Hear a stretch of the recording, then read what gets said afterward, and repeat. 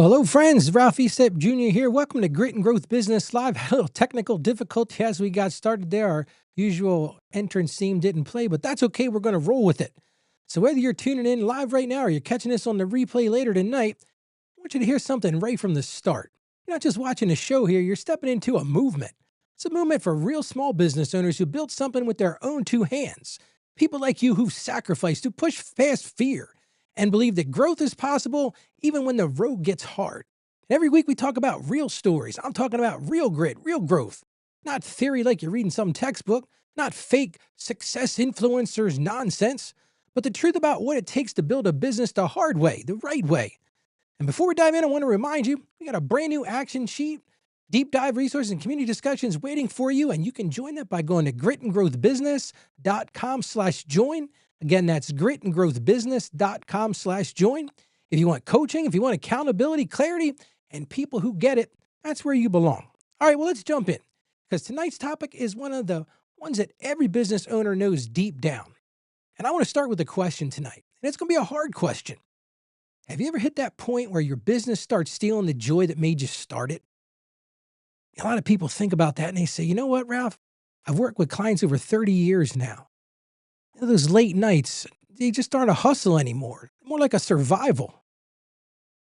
Whether you're technically successful, but you're feeling exhausted. You're feeling short-tempered. Honestly, I said this a couple months ago. Maybe you're starting to hate your business, or maybe even feeling a little resentful about it. If you ever felt like your business is running you instead of the other way around, I want you to stay with me tonight because we're talking about something that destroys more businesses than taxes, destroys more businesses than inflation and competition combined. And that's an ugly word, but it's burnout. And more importantly, tonight I want to show you how to build boundaries that protect your life, reclaim your joy, and your ability to lead. So here's what we're going to cover tonight. We're going to start with the pressing issue of the week, and that's why business owners burn out. And I'm going to share with you 3 boundaries to protect your time, your energy, and your mental clarity. Then I've got 5 great listener questions from inside the Grit and Growth community. These are from real business owners dealing with overwhelm, dealing with stress, and feeling like I can't keep doing it this way. And at the end, something important. I'm going to give you an invitation to grow in a community that will walk this out with you, not leave you struggling alone in the dark. So this episode might be the pivot point you've been needing. So let's get into it. We're going to start like we do every week on a live show with our pressing issue of the week. And I call this From Burnout to Boundaries. And you can see on the calendar, we just flipped the calendar into December. We're at the end of the year. Everybody's making plans. Everybody's setting those goals. And listen, I'm going to tell you right now, I hate New Year's resolutions, but a lot of people are doing those. But a lot of small business people are dreaming about what next year's revenue is going to look like. There's something most owners won't admit out loud. You're tired. You're deeply tired. Not, I need a weekend away tired, but soul tired. My mom used to call it bone tired. I mean, you're tired down to the bone. The kind of tired that makes you forget why you even started the business in the first place. The kind of tired that turns small problems into big explosions. The kind of tired that makes you start thinking, maybe I should just walk away from this. Maybe this isn't worth it. Maybe I'm not cut out for this. I ask you right now, have you ever felt that? And the truth is, burnout doesn't show up all at once. It's slow, it's sneaky. If you don't catch it early, it will take your joy, it'll take your peace. Hey, for so many of us, it's taken our family, and it can even take your business with it. But I want you to understand something right from the jump tonight. Burnout is not a sign of weakness. It's just a sign of overload. And an overload can be fixed. So tonight I'm going to give you 3 boundaries that I teach my coaching clients, boundaries that bring peace back into your business and your life. We'll start with the first one. Boundary number 1, time without access. Here's the truth. You can't operate 100% when your business has 24/7 access to you. Trust me, I've tried this. Most small business owners aren't struggling because the work is hard. They're struggling because the work is constant. It just never stops. So here's what you need to start off with. You need protected time. That protected time is a time when no clients can reach you. You leave the phone at the side. You don't answer that phone. You're not available. No business problems can interrupt you. How many times have you tried to take a weekend away and just the business problems just followed you right where you were going? And no notifications control you. I don't know about you, but man, I feel like I'm controlled by notifications all the time. I tell my clients this all the time. If they can reach you anytime, you're not running a business, you're running an emergency room. And unless you got a comma MD or DO after your name, you're not a doctor. So the first thing I'm going to tell you right now is block some time for yourself. Guard it. And you got to train your clients to respect it. So that's the first boundary. Number one. Boundary number two is what I call clear work modes. As a small business owner myself, and if I'm being honest, most of us mix everything together. What I'm talking about there is the admin work, the operations work, the selling work, fixing problems, putting out fires, answering calls, doing payroll. You just mix it all together in one big old box of mess all at once. But that chaos right there is going to burn you out. But I've got a solution for you right now. What I encourage you to do is create what I call work modes. What am I talking about? Looks like this.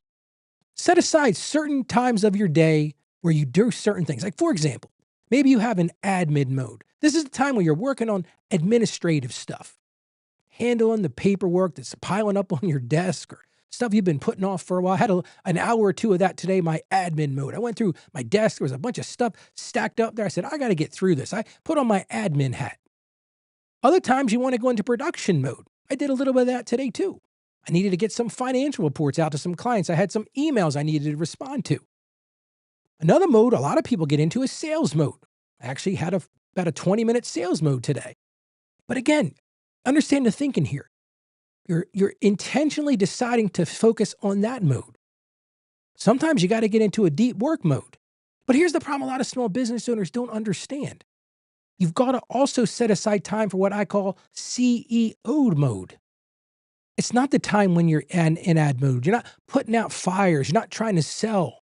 You're not doing deep stuff. You're actually acting like a CEO because that's the difference. If you really want your business to be successful, you got to spend an equal amount of time in CEO mode. But the thing a lot of small business owners don't understand is you can really only do one mode at a time. So that's my encouragement for you. Do one mode at a time. No switching, no juggling. Because when work becomes cleaner, your brain becomes cleaner. And that's really what this is. It's sort of a mind game we're playing with ourselves. And we can have a clear mind, we're going to drop our stress instantly. And here's my third boundary breaker.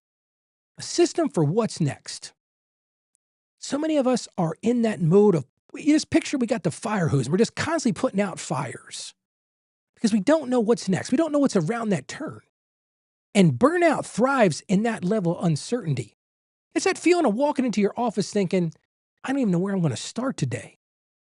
That's a problem. If that's the way you walk into your office every day, the problem is you don't have a good plan. Don't ever go into your office, I don't even know where I'm going to start today. You need a simple weekly system. Something like this. On Monday morning, and I'm going to encourage you, maybe do it on Sunday evening. Set up a little plan for yourself. And it doesn't have to be elaborate. What matters most this week? Write it down. These are the things that I must do this week. What can't wait? There are certain tasks. I had certain tasks today I had to get done. They needed to get done today. And here's one you can really relish. And that's what's not my job anymore. We talked about this a couple of weeks ago when we talked about delegation. But so many small business people get burned out because they forget about that one. That's not my job anymore. I use a simple tool called the Rule of 3 Priorities. I'm going to lay it out for you right now. Every week, I want you to pick 3 of those things. Only 3. And win the week by winning those 3. Everything else becomes noise. And when you do that, burnout starts losing its grip. Let me ask you this. Which boundary do you need the most right now? Really think about it for yourself. Is it that first boundary, that time without access? So many of us small business owners, we're just always available for our clients because that's what we want to do. We want to please our clients. We're pleasing people. We realize that they pay our bills. They help our business be successful. But if we constantly give them access, we're not having any time for ourselves. Maybe for you, it's that clear work mode. You really need to focus on, you know what, Ralph, that's a great idea. I'm going to focus on admin mode. I'm going to focus on sales mode. I'm going to focus on production mode. But then I'm going to also put a time aside for CEO mode. Or maybe for you, it's just a system to define what matters. Maybe you feel like you're constantly in that fire resolve type thing. You're always putting out fires. But maybe if you had a system and just pick 3 things that you're going to focus on this week. So I want to encourage you right now. What are those things? Because here's the thing, admitting what is causing your burnout is actually the first step to fixing it. So I hope this has been helpful. Again, those are our three big boundary breakers: time without access, clear work modes, and a system to define what matters. If you can embrace those things, I'm going to tell you right now, you're going to do a world of benefit to yourself to break out of that burnout. How about we get to our questions? I said we got some great listener questions, and we're going to jump right into the first one. The first question comes to us from Maria in Lancaster, PA, not too far from here. I was telling uh, my producer, Abby, before we got started, it is cold here in Delaware.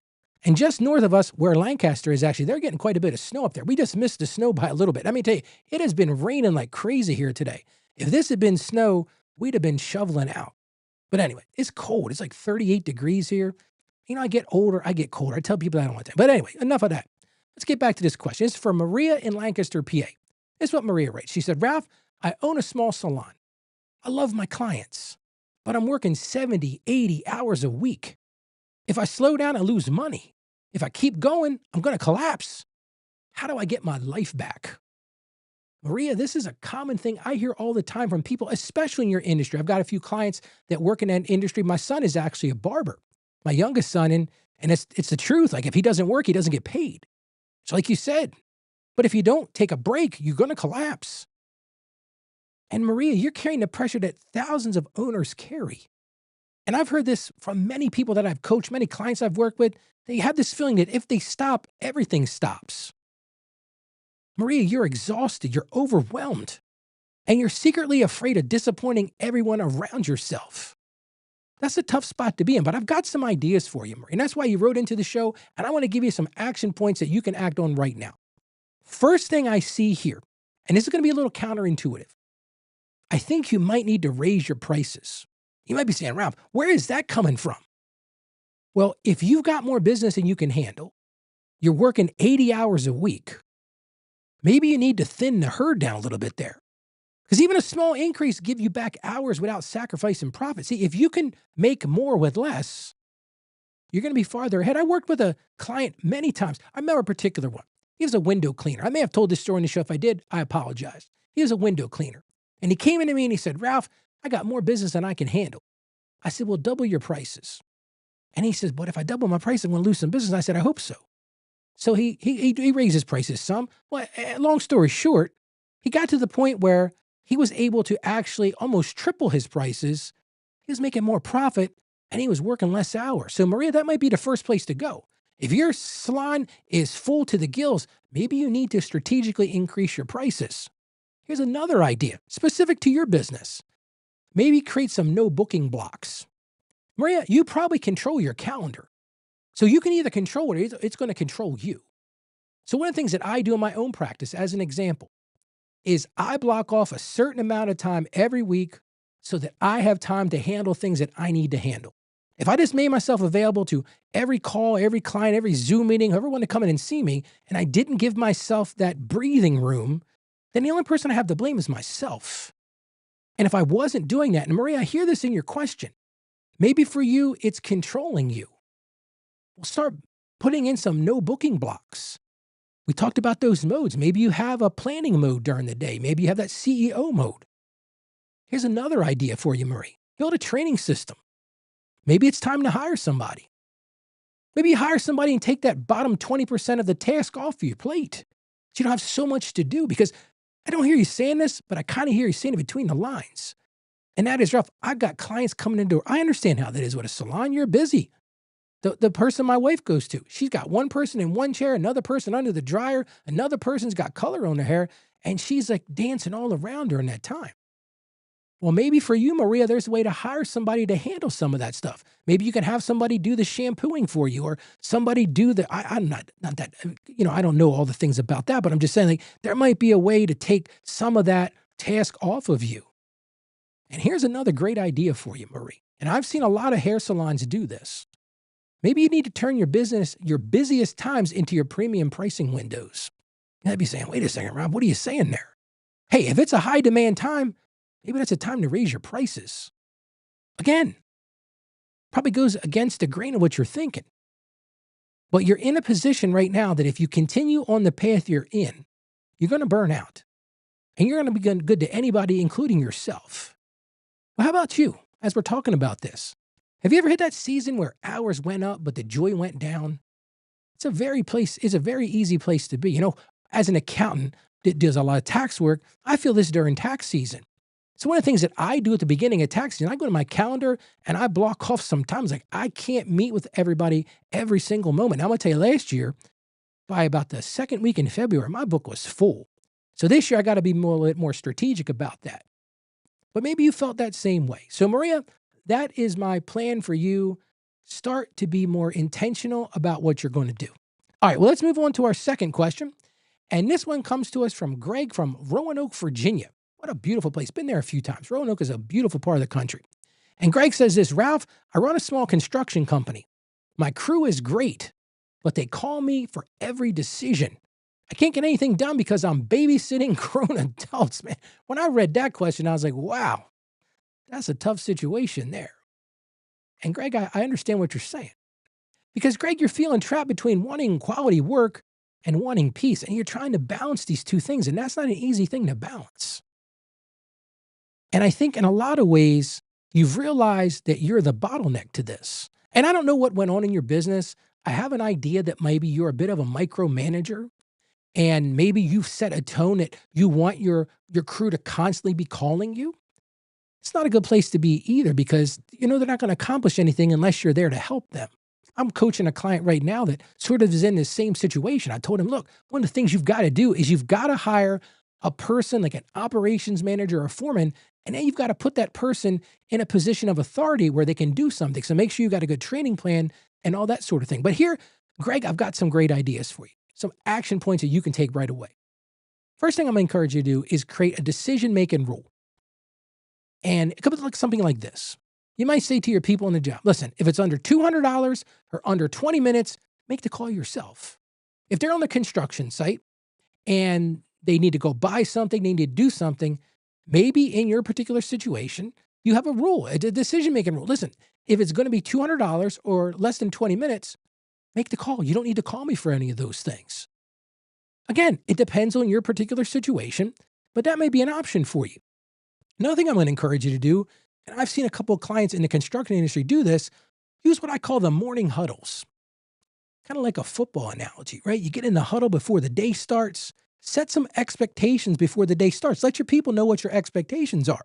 If they go out on the job and they don't see you, guess what? Well, they say, while the mice is away, or while the cat's away, the mice will play. I had that backwards, didn't I? But you understand what I'm saying. So maybe first thing in the morning, you say, okay, here's the scope of the job we're going to do today. Here are the things that I want you to accomplish. Here's how much time I'm expecting this to take, because then you've set expectations. And then maybe they have to call you because maybe something happened. Maybe they're working on a plumbing and a pipe burst or something like that. Well, those are things you need to be aware of. But I got a feeling, Greg, that you're not doing a good job of setting expectations with your people at the front end. If you don't set those expectations, the only person to blame is you. Here's another idea. Again, I think you might be doing a little micromanaging here. So one of the ideas you could do is give authority with guardrails. Yes, you got to give them authority because people won't rise until you let them rise. Because what I hear you saying is you've got people out on the job, but every time they go to make a decision, they go, oh, I got to call Greg. Oh, I got to call Greg. What that tells me is they're scared to make decisions. Either they're incompetent and they don't know what they're doing, or they're scared to make decisions. Either way, you've got to do something. Either train them better, find better people, or give them the ability to have the authority. Give them the responsibility and the authority at the same time. Here's another great idea, and I've seen businesses flourish with this. Reward independent thinking. If you've got somebody that's willing to make a decision, I remember when I was running the credit, I've talked about that on the show before. I had a few people, key people, that I would reward if they thought something through, even if they made a decision that wasn't the decision that I ultimately would have made. If they thought it out, if there was some independence in there, they had a rationale for it. Because it's going to build a culture. Because right now, I think you've got a culture of, well, we better call Greg. We better call Greg, see what's going to happen next. And how about you if you're listening or watching right now? Have you ever felt like you're paying a team, but still doing all the thinking?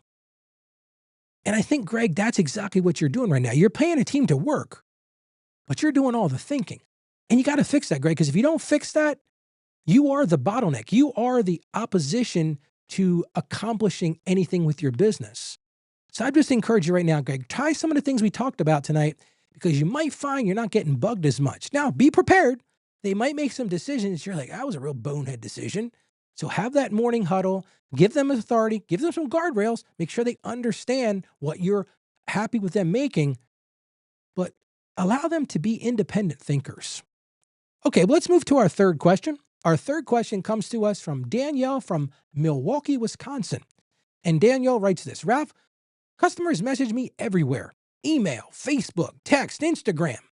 If I don't reply instantly, they get upset. How do I set boundaries without losing business? Oh, so Danielle, you're one of those folks that's available everywhere. I hear people say that all the time in advertisements. You can find me everywhere.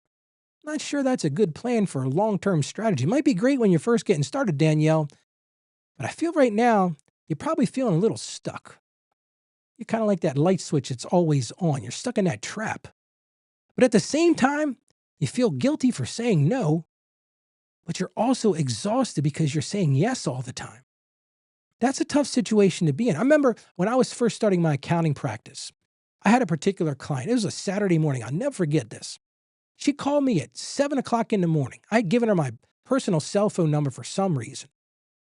And I answered her call. And I remember my wife said to me, she goes, Ralph, who in the world is calling you at 7 a.m.? It's a Saturday. And I said, well, such and such. She had a concern. And my wife said, she said, Ralph, listen, there are no accounting emergencies like that. But I had set that tone myself. I had put myself out there. I'd given my customers the ability to contact me because I didn't want to miss that call. And I felt guilty if I said no about something. But who was to blame for that? It was me. So Danielle, here's some ideas, some action points that you can take right away. First thing I'm going to encourage you to do, you got to move away from all of those communications channels. Those are great. If you have people in your organization that can monitor those things for you, fantastic. But for you, you need to create a single communications channel. For business, message me here. Call this number. Leave a message here. Send an email. Send a text. Pick one. Don't have 15 ways that they can contact you. Because if you do that, guess what's going to happen? They are going to constantly be calling you and calling you. So create that single communications channel. Here's another thing I'm going to encourage you to do. A lot of people don't like these, but I really lean into these. Set an autoresponder with expectations. If your main communications channel is email, here's one of the things I think it's very fair for you to do, is have an automated response that goes out to the person, hey, I got your message. I will return this information. I'll return this message within 24 hours. And then stick to that. Because if you set an expectation, your customer's not going to say, well, I reached out for Danielle. She never got back to me. But they got that message. I do this in my own accounting practice. If my staff doesn't answer the phone, we have an internal belief structure. If it's an important issue, we're going to get back to them within 3 hours. If someone sends me an email, goes into our ticketing system, we actually use a product called Zendesk. It's like a fancy customer relationship management software. But if I see something come in and I don't have time to answer it right there, I have a little button I can push that says, I got your question. I will respond to you within 24 hours. But I set the tone. There's no drop in that ball of expectation. You're saying to the customer, you're saying to the client, I hear you. You've been heard. I've told you, contact me on this channel. And here's my expectation. Now, here, I'm going to tell you something, Danielle. You better make sure you respond before 24 hours or right at 24 hours, because one thing you don't want to do is set an expectation and then don't meet it. That's a bad plan. Another thing I'm going to encourage you to do, Danielle, is use business hours and stick to them. Like my wife said, Saturday morning, 7 a.m., there are no accounting emergencies, Rob. Now, listen, if I was an OB-GYN and I was delivering babies, that'd be a different story. Then there might be a reason why somebody's going into labor. Guess what? Saturday morning, Sunday morning, it don't matter to you. You got to get to the hospital. But Danielle, you didn't tell me what kind of business you have. But my suspicion is you've just not allowed yourself to set boundaries. And that's your own fault. I'm not picking on you, Danielle, but you've made this decision to not set those boundaries. So stick to them. And finally, here's the thing I'm going to tell you. Train your best customers. Because good boundaries attract great clients. If you want to be honest, here's the truth. Your best customers are going to respect your boundaries. If they don't, they're not the right customers for you. And I know that's a hard thing to say because so many small business people want to get every single customer. Ralph, I don't want to lose a single opportunity. But I've said it on this show time and time again. Sometimes it's great to take a break and find the right customers. And I see we got a question here. And if you didn't know, this is a live show. So I got a question here from Bellator 2020. What is the best way to deal with supervisors that are micromanaging their employees? Well, that's a great question. Let me think about that for a second. So what you're saying here is you've got supervisors that are micromanaging their employees. My question for you is, are you the supervisor of the supervisor? Or are you micromanaging them? So I would start there. It sounds to me like you've got a culture going on here. It sounds to me like the person that you have in a manager spot or supervisor spot doesn't understand delegation. Maybe they don't have respect for the people that are working for them. That could be part of the problem too. If you want to give me some more details, Bellator, I'll be happy to answer that. That's really a good question though, because again, it goes back to a corporate culture. Like we talked about with Greg. Is it a corporate culture where people are afraid to make decisions? Is that person micromanaging it because they feel micromanaged by somebody above them? Those are the type of things but you're right, that's going to lead to burnout. But in that case, it's not going to lead to burnout from the manager. It's going to lead out the burnout from the employees because they're not given any responsibility. They're not given any authority. They're just told, you do this, like automaton robots. People don't like that. They're not going to live long in that atmosphere. So great question. Thank you so much for sharing that. But getting back to what we were talking about, you got to be honest. As a business person, do you feel pressure to reply instantly as well? I know I felt that. I feel that sometimes to this day. If somebody sends me an email, it pops up on my phone. I feel like I got to answer that right away. But the problem is when you do that, you're setting a boundary, or let me say it better. You're breaking a boundary and you're setting a tone for this is the expectation. I'll give you a great example of this. Abby's in the chat right now. Abby is my producer. She helps me out with the show. And I've said to Abby many times, listen, first thing you need to understand is Abby is in an opposite time zone as to me. So Abby works at night when we're in the daytime and vice versa. But that's her decision. That's what she decided to do. But the thing that Abby, I've had to say to her is, Abby, I don't stop. I work and work and work and work. And I said, if I send you a message on a Saturday afternoon, my expectation is you don't have to answer that right away. I'm saying to her, listen, I'm comfortable with your boundary. But now that goes both ways. Because if Abby says, well, Ralph, I'm just going to handle it because I want to please, I want to get the job done, that's fine. But then you've set that boundary, you've allowed that boundary to expand past that. So that's what you have to really understand. Because there's a lot of pressure on both sides. So if you feel like, and this really kind of goes back to that micromanaging thing. If you are being micromanaged, maybe you have to say to your supervisor, listen, and don't do it in front of a lot of people, but call them aside and say, listen, I want to talk about this situation here with work. I feel like I'm being micromanaged here. Now, you don't go in there with the fingers pointing and screaming and hollering at them, but you say, listen, I would really like to understand how I could be get more authority, more responsibility on the job. Because you've got to set that boundary too. The boundaries work both ways. Why don't we move on to question number 4? And if you've got any other questions, feel free to put them in the chat. We got a few people in the chat tonight, which is great. But let's move on to our 4th question. And this is from Tom in Savannah, Georgia. Their weather's a little bit better down there today, but I think it's been cool down that way too. But this is Tom from Savannah, Georgia. He says, Ralph, I own a small HVAC business, heating and air conditioning, if you don't know what that means. I haven't taken a vacation in 4 years. Every time I try, something breaks or a client has an emergency. Is it even possible to take a time off as an owner? Man, that is a question I hear all the time. And it's a question I've lived, to be blunt. I remember a couple of years back, I took a cruise and I was like, I don't know how I'm going to do this. There's going to be things going on in the office. I just had to say, look, it's going to have to, the people, they're going to have to figure it out. And Tom, I know what you're feeling. You're feeling like you're chained to the business. No matter what you do, you can't break away. Because there's always something breaking. There's always a client that has an emergency. But maybe you got to live like I live and realize that not everything's an emergency. But the problem is, Tom, you're at risk of burning out. And it's so deep right now for you. And if you don't change this right now, you might not recover and your business might just fail, Tom. And I know that's some tough love, dude, but you got to hear that. Because if you can't take time off, if you can't take the time to rest, you will burn out. You need to just set some boundaries in there. So let me give you some ideas of some things you can do, Tom. Now, I don't know a lot about your business, I'm making an assumption that you have employees and you've got multiple people. If it's just you, that's going to make this a little bit more complicated. But here's one thing I'm going to recommend that you do, Tom. Cross train your top technician to handle emergencies. Now, maybe that person can't handle every single emergency, but maybe they can handle some of them. Maybe you say, look, 4 nights a week, I'm going to handle them. The other 2 nights or 3 nights, you're going to handle them. Work out some kind of arrangement so you've got some clear downtime. You've got to build that into your schedule.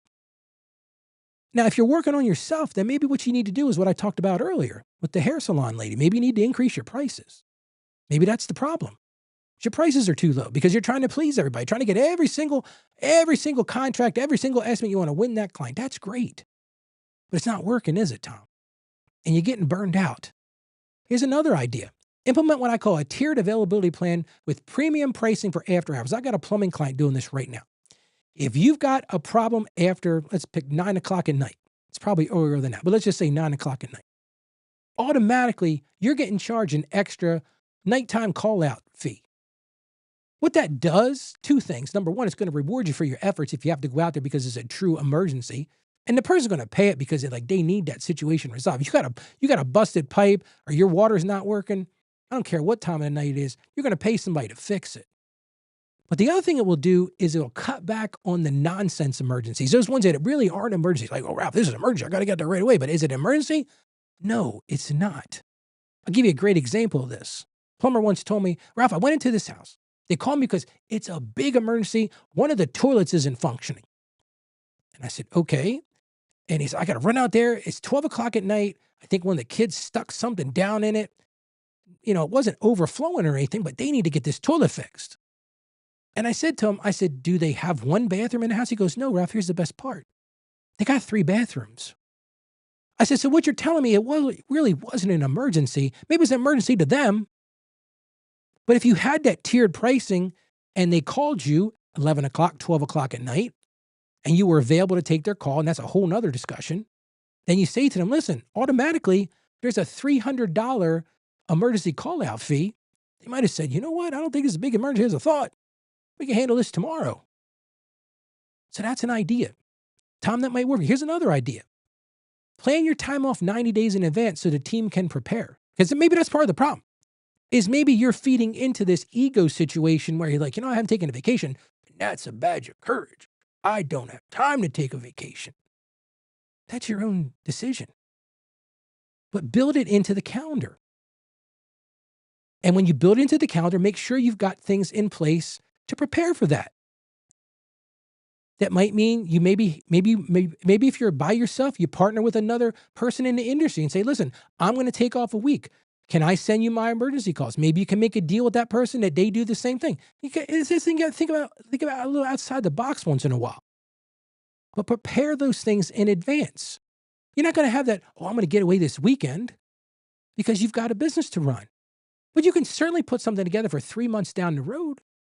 Put the plans in place. My oldest son says this all the time. If you fail to plan, then you're going to fail. Here's another idea, Tom.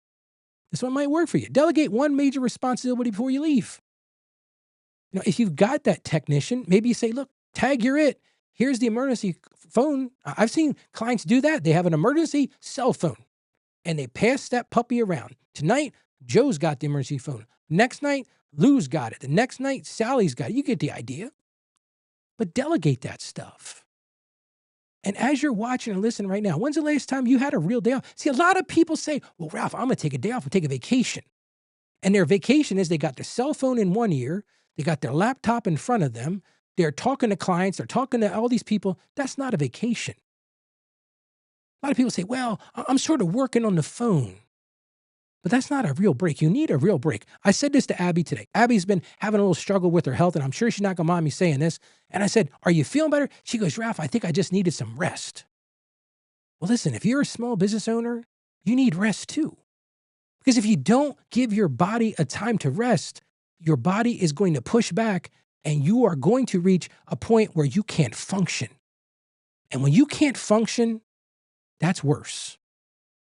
Well, let's move on to our 5th and final question tonight. And again, if you've got any questions, feel free to put them in the chat. I'm happy to answer them. But here's our 5th question for tonight. And this comes to us from Heather from Columbus, Ohio. Ralph, I run a growing bakery. Now, see, this is making me hungry. Abby's sitting here watching me as I record tonight. And I don't know about Abby, but man, sometimes I hear the word bakery and I'm like, that sounds really good. But anyway, not to take a big distraction, but so getting back to Heather's question, business is good, but I'm overwhelmed by decisions, hiring, pricing, scheduling, promotions. Heather, you're overwhelming me just giving me that list. I feel like I'm always making the wrong choice. There's a lot going on here, Heather. Let's break this down. Because really what you're talking about here is what they call decision fatigue. That's a big fancy term. I say I won't use fancy terms, but that's what we're talking about here. And decision fatigue hits owners hard because most small businesses, you don't have, a corporate boardroom of a bunch of people making decisions. You are the decision maker. Yes, you handle the hiring. You handle the pricing. You handle the scheduling. You handle the marketing, the promotion. You do it all. You're putting out the fires. You're building the fires. You're doing it all. And if you're the one that's always making decisions, that decision fatigue will set in. And Heather, I'm going to tell you one thing right now. You don't need more effort. My suspicion is you need more structure because you're second guessing what you're doing. What did you say here? I feel like I'm always making the wrong choice. Why are you second guessing yourself? I have no idea about your business. But if you're second guessing yourself, that's part of it. It's that self-talk. See, we all have this self-talk. I remember when as a kid, I used to watch those cartoons and you had the good guy and the bad guy, one on each shoulder. Well, it's the same thing with the self-talk. Because Heather, what I hear you saying is, Ralph, I don't know if I'm making the right choices.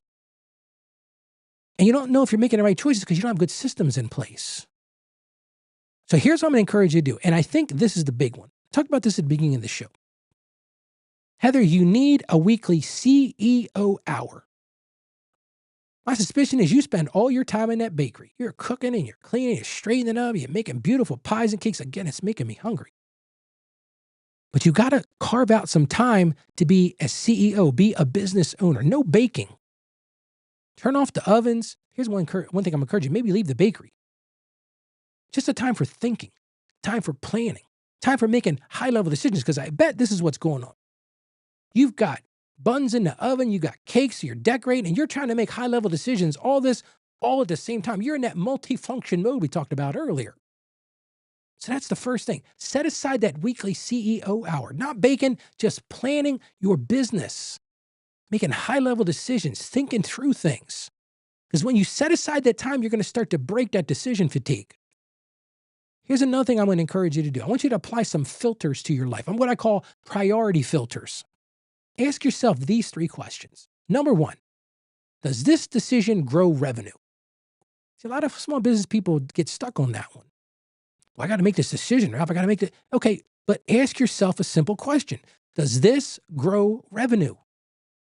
If it doesn't grow revenue, maybe it's not the right decision to make. Now, there might be another reason. We're going to get 2 other ones here, but that's the first thing. Does it grow revenue? Second thing, does this reduce my workload? Because maybe it doesn't grow revenue, but it reduces your workload. It saves you money. Both of those things are equally valuable, but you've got to ask yourself that question. Does it grow revenue? Does it reduce the workload? Or finally, does it improve quality? If you apply those 3 filters to every single decision you make, you're going to start feeling better about your decisions because you've got a system in place to understand those decisions. Does it grow revenue? Does it reduce workload? And does it improve quality? Here's another idea for you. A lot of people get stuck in making tough decisions because they have too many choices. I don't know about you, but if you ever go to a diner, like New Jersey, just not far from Delaware, has these diners. I was going to call the other day, this guy was talking about New Jersey diners. He said, you go in there and it's like, you go in, the menu is a book. I'm talking 20 pages long. Cheesecake Factory's like that. You go into the cheesecake, they give you this book. I'm like, I don't even know where to start, dude. It's like reading War and Peace. It's like page after page and chicken, the fish. And my mind goes crazy. And a lot of small business owners do the same thing. They give themselves this menu of millions of choices. So maybe the better thing is to have fewer options. Because when you have fewer options, you're going to make better decisions. It's what I call green light and red light thinking.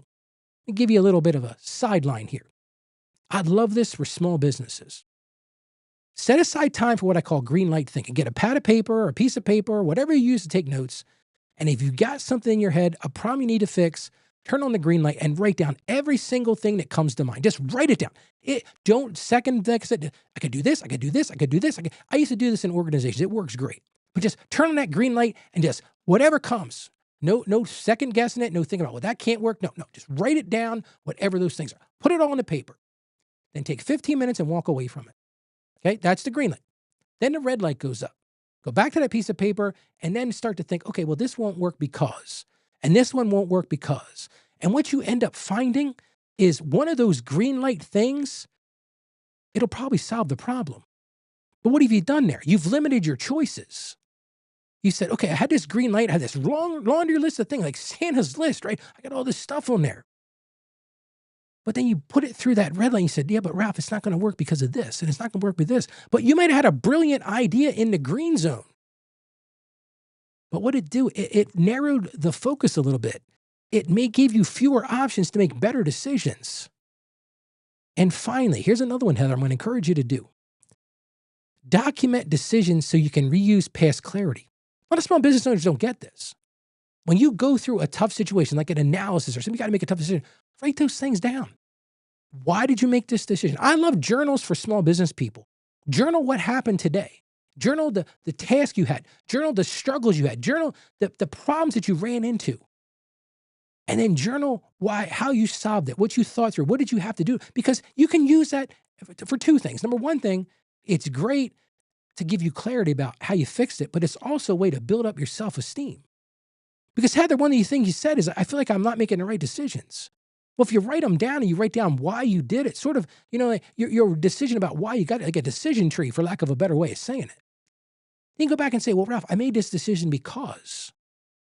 It's going to make you feel better about your decisions.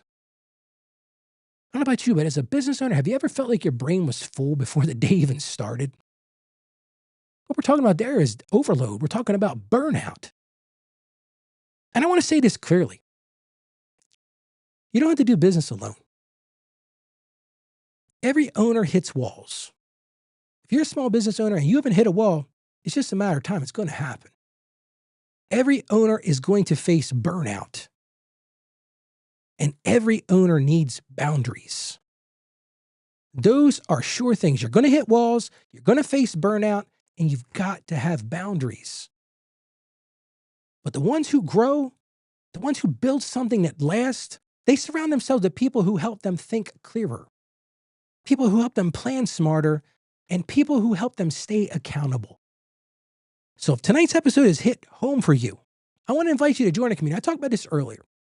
I created this, it's called a Patreon community. Basically, it's a place where you can go, it doesn't cost you a dime.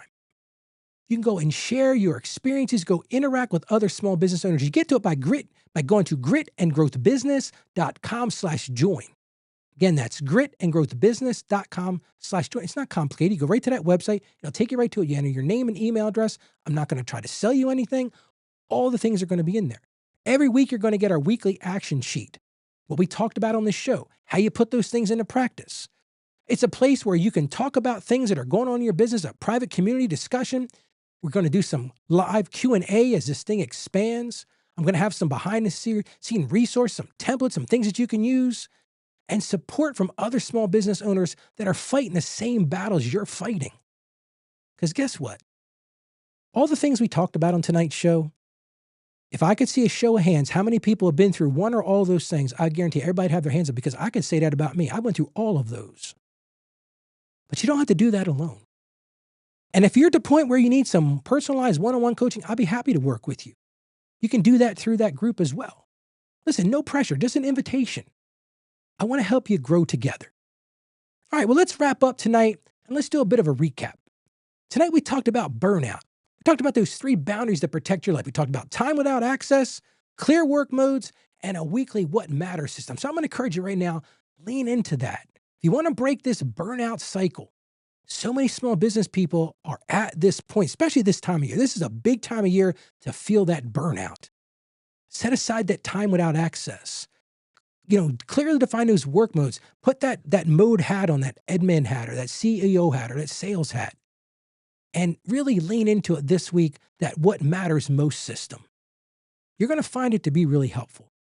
And of course, we also covered our listener questions. We talked about reducing that 80-hour work week, empowering your team, setting communications boundaries, taking real time off. We told you can do that. You just have to put a plan in place and making decisions with less overwhelm.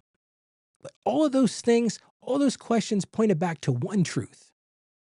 You don't win in business by doing more. You win by doing what matters. I want to say that again because I need you to hear this tonight. If you don't hear anything else I've said tonight, this is the golden thing here. You don't win in business by doing more.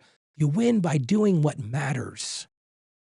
So choose to do what matters. Build the systems. And if you want tools, support, and coaching to help you live out these lessons, again, go to gritandgrowthbusiness.com/join. Again, that's gritandgrowthbusiness.com/join. So friends, this is another great show. I want to thank everybody for joining us live. Remember this, grit builds growth, growth builds freedom. So thank you for joining me this evening. God bless you, and I'll see you again next week on the show. Thanks for joining us today on Grit and Growth Business, the show where real business owners find the clarity, courage, and confidence to build something that lasts. If this episode spoke to you, go ahead and hit that subscribe button so you don't miss what's next. Remember, success isn't easy, and there are no shortcuts. But with grit, growth is possible. And when in doubt, just ask Ralph. This show is a production of Ask Ralph Media, supported by Saggio Accounting Plus. The content in this episode is based on information available as of the date of its release. Saggio Accounting Plus and Ask Ralph Media Inc. are under no obligation to update it should circumstances change. Please understand, this episode is not intended to be financial, tax, or legal advice. Your unique situation deserves tailored guidance, so before making any decisions, consult with your trusted tax professional or attorney.